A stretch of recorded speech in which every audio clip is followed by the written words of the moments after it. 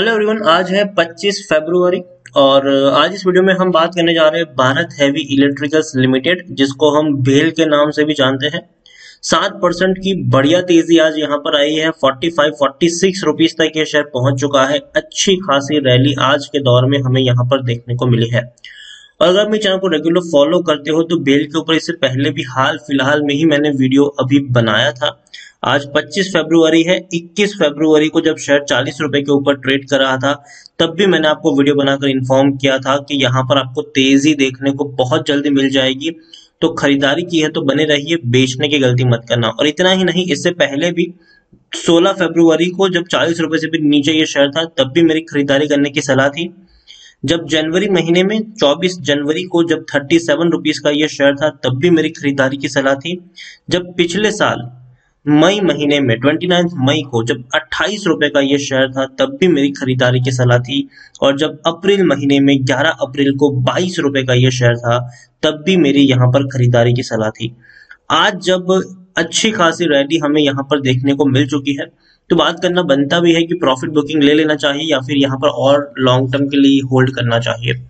तो उन सारी चीजों के बारे में इस वीडियो में हम डिस्कस करेंगे। लेकिन उससे पहले अगर आपने अभी तक चैनल को सब्सक्राइब नहीं किया है तो प्लीज अभी इसे सब्सक्राइब कर लीजिए, क्योंकि आगे भी बहुत सारे वीडियोस हैं जो आपको काफी ज्यादा हेल्प करेंगे। उसके साथ साथ अगर आपने अभी तक मेरी टेलीग्राम चैनल को सब्सक्राइब नहीं किया तो उसको भी सब्सक्राइब करना मत भूलिएगा, लिंक आपको डिस्क्रिप्शन में मिल जाएगा।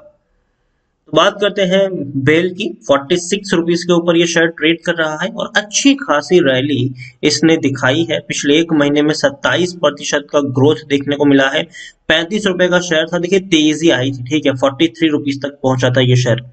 लेकिन बाद में इनके Q3 के रिजल्ट्स आए और रिजल्ट अच्छे नहीं थे और शेयर में गिरावट आई। और ये वो दौर था जहां पर वीडियो बनाकर मैं आपको इन्फॉर्म कर रहा था कि जो नतीजे हैं वो भले ही अच्छे नहीं है, लेकिन उतने बुरे भी नहीं है। तेजी आपको देखने को मिल जाएगी और आप देखिए अच्छी खासी रिकवरी यहाँ पर पिछले 3-4 दिनों में यहाँ पर देखने को मिल रही है।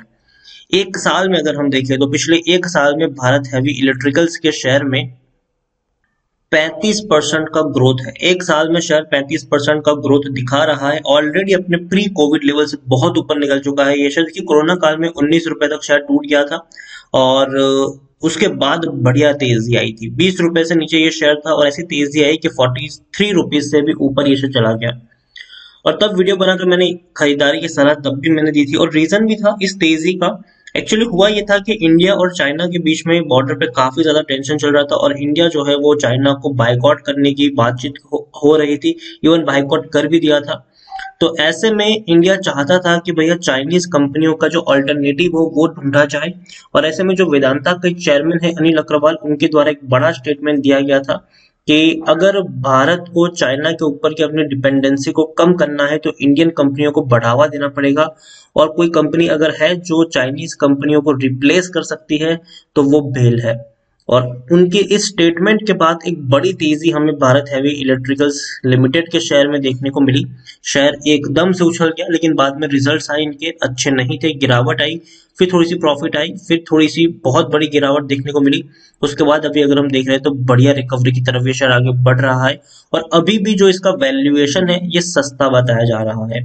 अब देखिए मिड कैप शेयर है 13,632 करोड़ के आसपास का इसका मार्केट कैप है। एनएससी में देखें तो 19 करोड़ के आसपास का वॉल्यूम ट्रेड है। यहाँ पर वक्त हुआ है दोपहर के 12:30 बजे है और 19 करोड़ का वॉल्यूम ट्रेड, मतलब दिन खत्म होते होते शायद आपको यहाँ पर 35 करोड़ तक के वॉल्यूम ट्रेड्स देखने को मिल जाएंगे। हालांकि देखेंगे पिछले कुछ क्वार्टर्स में नतीजे अच्छे नहीं रहे। दिसंबर क्वार्टर में 217 करोड़ का इनको नुकसान हुआ है। इससे पहले 550 करोड़ का लॉस था। डिटेल में हम बात करें उससे पहले आप देखिए 63.17% की होल्डिंग है प्रमोटर के पास। प्रमोटर ने अपनी होल्डिंग को मेंटेन रखा है। प्रमोटर यहाँ पर कौन है? सरकार है, सरकारी शेयर है, ये डूबने का खतरा बिल्कुल भी नहीं है। एफआईएस के पास 4.37% की होल्डिंग है, 2.21% की होल्डिंग म्यूचुअल फंड के पास है और 10.91% की होल्डिंग इंश्योरेंस कंपनी के पास भी देखने को मिल रही है। प्रमोटर के द्वारा एक भी शेयर गिरवी नहीं है, ये बहुत अच्छी बात है। 16 म्यूचुअल फंड स्कीम का पैसा लगा है और 127 जितने एफआईएस ने भी पैसा लगाया है। और हाईएस्ट पब्लिक शेयर होल्डर में एक बहुत बड़ा नाम है एलआईसी। 10.07% की होल्डिंग एलआईसी ओन करती है और इंडिविजुअल इन्वेस्टर होल्डिंग 15.84% के आसपास देखने को मिल रही है। देखिए खबर भी आई थी बीच में कि भैया जो सरकार जो है वो भेल और बाकी दो और कंपनियां हैं जिसमें अपनी हिस्सेदारी को बेचने के बारे में सोच रहे हैं। और हालांकि ये कोई कंफर्म न्यूज नहीं है, ये बस ऐसी चर्चा हो रही है बाजार में, मार्केट में ऐसी चर्चा हो रही है कि बेल प्राइवेट प्लेयर के हाथ में जा सकती है या फिर सरकार अपनी हिस्सेदारी को यहाँ पर बेच सकते हैं। तो यही एक खबर यहाँ पर देखने को मिली है। और भी अगर मैं इसके वैल्यूएशन की बात करूं तो बेल का जो वैल्यूएशन है आप देखिए यहाँ पर वो काफी कम है। A higher P ratio shows investor are willing to pay higher price because of better future growth expectation. तो देखिए बेल को लेकर बड़े बड़े जो इन्वेस्टर्स है उनका भी जो रुख है वो पॉजिटिव है, क्योंकि उनको भी लगता है कि यहाँ पर जो ग्रोथ होनी है इस कंपनी की फ्यूचर में वो और बेहतर होने वाली है। आप देखिए टेक्निकल रेटिंग शानदार है, तेजी के संकेत है, यहाँ से और ऊपर तक शेयर आगे बढ़ सकता है। बड़े बड़े प्रोजेक्ट्स इस कंपनी को मिल रहे हैं, चाहे हम भैया इंडियन नेवी के प्रोजेक्ट की बात करें, भैया फ्रंटलाइन शिप की अगर हम बात करें तो भैया रैपिड गन माउंट का ऑर्डर इनको मिला था। इसके अलावा मध्य प्रदेश में कई बड़े इनको ऑर्डर्स मिल चुके हैं। तो काम की कमी इस कंपनी के पास नहीं है। According to Moneycontrol user 84% लोग खरीदने की सलाह दे रहे हैं, 6% लोग होल्ड करने की बात करें, मतलब 90% लोगों का यहाँ पर पॉजिटिव व्यू है। जबकि सिर्फ 10% लोग ही है जो आपको बेच कर निकलने की सलाह देते हैं, वरना ज्यादातर लोग आपको यहाँ पर बने रहने की सलाह देते हुए नजर आ रहे हैं। रिजल्ट्स अगर मैं बात करूं तो रेवेन्यू डेफिनेटली अगर हम पिछले साल दिसंबर 2019 से कंपेयर करेंगे तो कम है, लेकिन अब देखिए धीरे धीरे रेवेन्यू में इजाफा हो रहा है। कोरोना काल के बाद अगर हम देखे जाए तो जब लॉकडाउन का दौर था तब तकरीबन 2000 करोड़ के आसपास का रेवेन्यू था। उसके बाद ये इम्प्रूव हुआ जब हम लोग अनलॉक के फेज में आए, सितंबर क्वार्टर में 3700 करोड़ के रेवेन्यू आए। इस बार 4450 करोड़ के रेवेन्यू देखने को मिल रहे हैं। दिक्कत आई है प्रॉफिट्स में। अब देखिए कंपनी पहले 150 करोड़ तक का प्रॉफिट करती थी, लेकिन मार्च 2020 से कंपनी नुकसान में चली गई है। मार्च 2020 में 1535 करोड़ का नुकसान हुआ इनको, बाद में ये नुकसान कम हुआ, ठीक है, 900 करोड़ पर आया। सितंबर में ये और कम हो गए, 550 करोड़ पर आया। इस बार ये और कम हो गए, 236 करोड़ पे आ गया। मतलब आप देखिए धीरे धीरे जो लॉसेस है ये कम हो रहे हैं। हो सकता है कि मार्च अब जब नेक्स्ट क्वार्टर के रिजल्ट्स आए तो डेफिनेटली एक पॉजिटिव संकेत की आप उम्मीद कर सकते हैं कि धीरे धीरे ये जो गिरावट आई है नुकसान होने में, हो सकता है कि कल को प्रॉफिट हो जाए या फिर यहाँ पर थोड़ी सी जो लॉसेस है वो और कम हो जाए यहाँ पर। तो ओवरऑल भेल के बारे में मैं बात करूँ तो जो इनके नतीजे आए हैं वो उतने बुरे नहीं हैं, मुझे ये अच्छे लगते हैं ये जो रिजल्ट्स हैं इनके। और ये मैंने आपको कहा है कि भारत हैवी इलेक्ट्रिकल्स काफी अंडर वैल्यूड ये शेयर रहा है अभी तक, इसमें अच्छी खासी रैली जो आनी चाहिए वो नहीं आई है। इवन मैं आपको इसका 3 साल का ग्राफ भी दिखाने की कोशिश करूं तो पिछले 3 साल में 50% की अभी भी गिरावट है।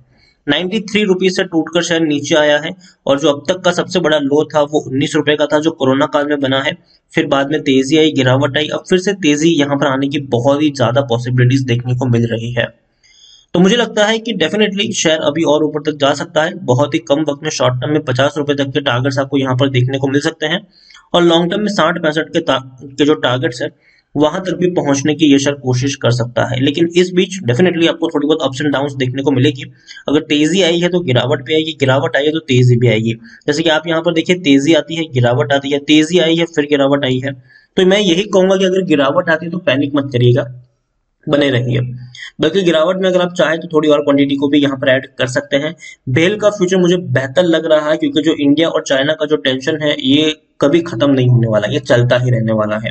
और जो इंडियन कंपनियों को जो बढ़ावा देने की बातचीत है ये डेफिनेटली आने वाले दिनों में आपको देखने को मिलेगा कि हम धीरे धीरे चाइना के ऊपर अपनी जो डिपेंडेंसी है उसको कम करते जाएंगे, और जो अपनी इंडियन कंपनीज है उसको ज्यादा से ज्यादा बढ़ावा देंगे।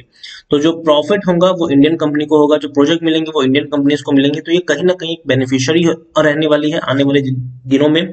और भेल को एक फायदा जरूर मिलेगा, अच्छी कंपनी है, बड़ी कंपनी है और रेप्यूटेड कंपनी भी है। आने वाले दिनों में भेल के शेयर में आपको तेजी देखने को मिलेगी, प्रॉफिट्स में भी आपको तेजी देखने को मिल सकती है। तो बने रहिए यहाँ पर, बेचने की गलती मत करना। गिरावट डेफिनेटली आपको देखने को मिलेगी, एक सर्टेन वक्त के बाद यहाँ पर आपको प्रॉफिट बुकिंग आती हुई देखने को मिल जाएगी, लेकिन वहां पर आप चाहे तो बने रह सकते हैं लॉन्ग टर्म के लिए, 2-3 साल के लिए, और गिरावट में थोड़ी और क्वांटिटी को भी ऐड कर सकते हैं। इसीलिए अगर आप खरीदारी भी करें तो 1000 शेयर खरीदने तो पहले सिर्फ 250 शेयर खरीदे, फिर वेट करिए गिरावट आए थोड़ी और क्वांटिटी ऐड करें, वेट करिए गिरावट आए थोड़ी और क्वांटिटी ऐड करें। इस तरीके से आप यहाँ पर प्ले कर सकते हैं और कम से कम 2-3 साल का लक्ष्य लेकर प्लान करके आप यहाँ से बने रह सकते हैं। तो वीडियो को यहीं पे एंड करूंगा। पसंद आया हो तो प्लीज लाइक करें, शेयर करें। चैनल पर अगर पहली बार आए हैं तो प्लीज सब्सक्राइब करें, और भारत हैवी इलेक्ट्रिकल्स लिमिटेड के बारे में आप क्या सोचते हैं वो भी आप मुझे कमेंट में लिखकर बता सकते हैं। Thank you.